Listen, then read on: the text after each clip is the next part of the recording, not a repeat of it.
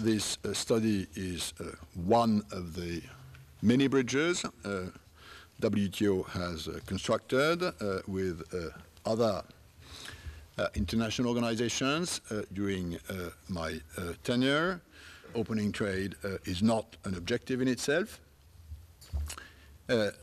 It is good for one simple reason, which is that it serves the purpose of enhancing welfare. L'objectif commun est la santé.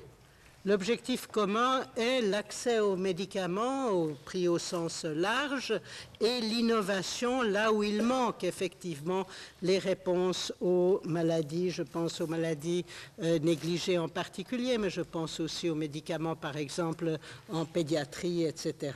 Donc l'objectif commun, il est là. Mais bien sûr que chacune des organisations a en main d'autres instruments pour arriver à ces objectifs communs. Depuis des années, je constate avec satisfaction la volonté de collaborer, de mettre en commun ces instruments ou au moins de les expliquer les uns aux autres et de voir quels sont leurs effets positifs, mais quelles sont aussi leurs lacunes, de façon à ce que l'effort commun pour atteindre l'objectif de la santé puisse être réalisé. This is a big report, more than 250 pages, but a big report with a noble ambition, and that is to help countries promote access to medical technologies and stimulate the development of new products, especially for diseases of the poor. Medical products differ in significant ways from other consumer goods. For this reason, the international systems that govern intellectual property rights and trade have health-specific provisions.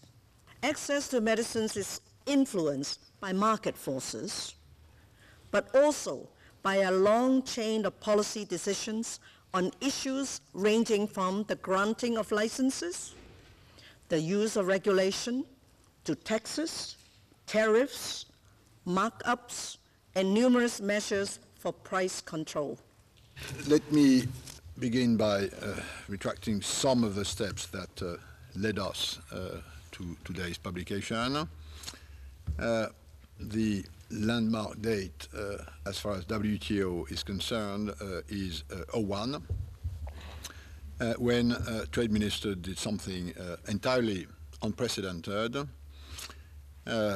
The dimension had become clear of the catastrophic impact at the time of HIV/AIDS, which was ravaging the world's poorest populations. Then WTO ministers, trade ministers, turned to this question of public health, interaction with IP, and they then produced the Doha Declaration on the TRIPS agreement and public health. This logic of the TRIPS health Doha Declaration remains compelling today.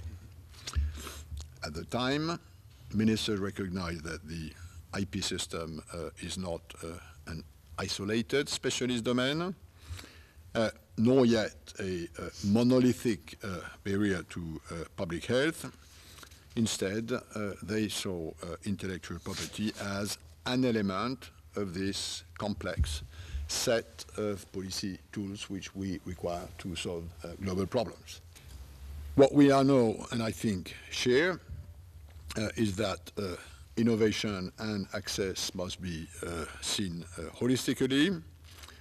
Innovation without effective access has little meaning for health benefits, or on the other side, simply leveraging access to existing pharmacopoeia without encouraging the development of new molecules, new medicines, would also have little impact on real, concrete health outcomes.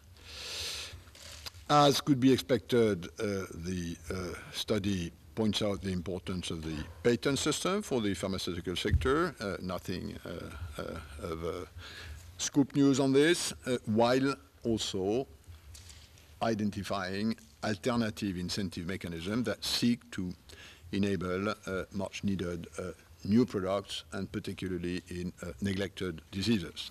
In a globalized, interconnected world, I believe that intellectual property has the role not just of encouraging innovation or seeking to provide an incentive for innovation, but also the role of translating intellectual assets into productive assets. Intellectual property is a mechanism that touches the whole process of the production, the possession and the distribution of knowledge and of culture, actually, as well, as far as the copyright system is concerned. And within that whole process of the production and the possession and the distribution of knowledge, let's say, I believe that the mission of intellectual property is to find a balance or an equilibrium point between all of the various interests and equities that surround that process. I believe that the report demonstrates that there are many ways of expressing the balance or equilibrium point that we have to find between the multiple interests that surround innovation or the production of new knowledge. Platforms, partnerships are some of the other instruments that are available.